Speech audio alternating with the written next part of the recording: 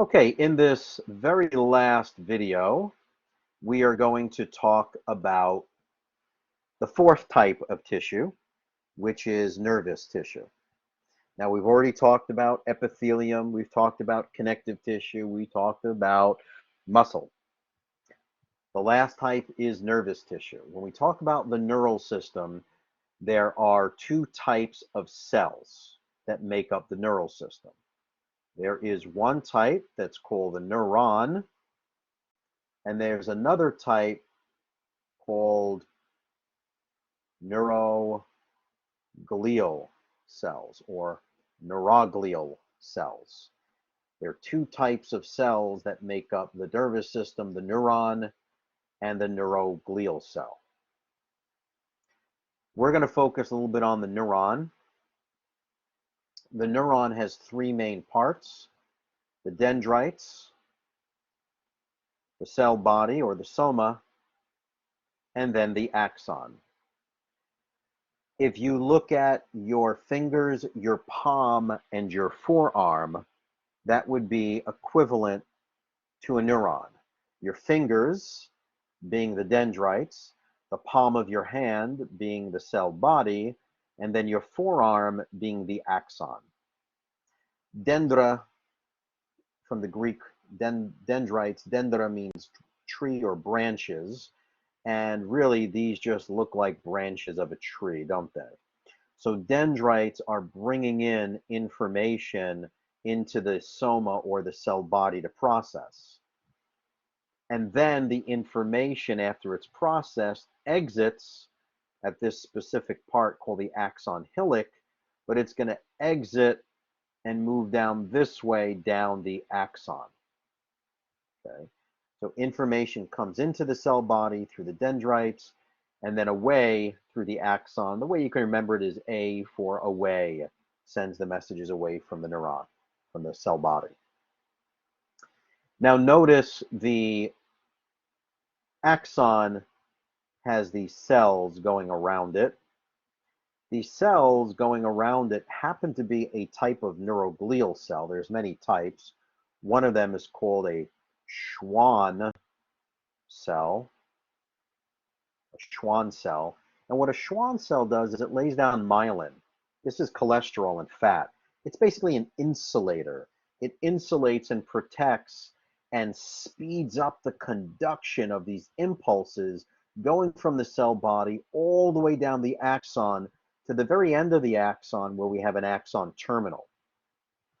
So right here at the end of the axon terminal are these synaptic end bulbs.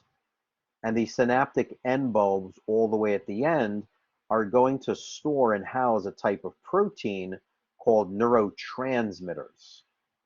Neurotransmitters. And soon enough, in another lecture, we will talk about muscle. And over here in this region, right here, this is where it will synapse with another part of the body like muscle. And let's see if I could draw this for you here. Let's make this green. So let's say right here, this is going to be muscle. Now, where the muscle and this nerve meets, we call it the neuromuscular junction, the NMJ, because it's where the nerve and the muscle come together. It's the neuromuscular junction. And this neurotransmitter that's trapped in the axon terminal, that neurotransmitter is called acetylcholine, which is abbreviated as ACH, acetylcholine. And acetylcholine moves in this direction, and it's going to have an impact on the muscle that's eventually going to make it contract. And I'm not going to go into the muscle physiology, that's for another lecture, but at least here we're seeing some framework of the neuromuscular junction. This myelin sheath is really important. There's an autoimmune condition referred to as MS, multiple sclerosis, which is when the myelin sheath breaks down. So it is an autoimmune attack against those Schwann cells if it's attacking the peripheral neural system. Okay?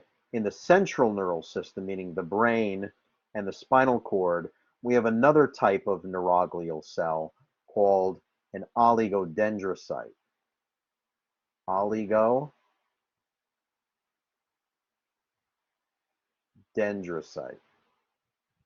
An oligodendrocyte does the exact same thing as the Schwann cell. It produces myelin, except the oligodendrocyte is found in the central neural system, whereas the Schwann cell is found in the peripheral neural system.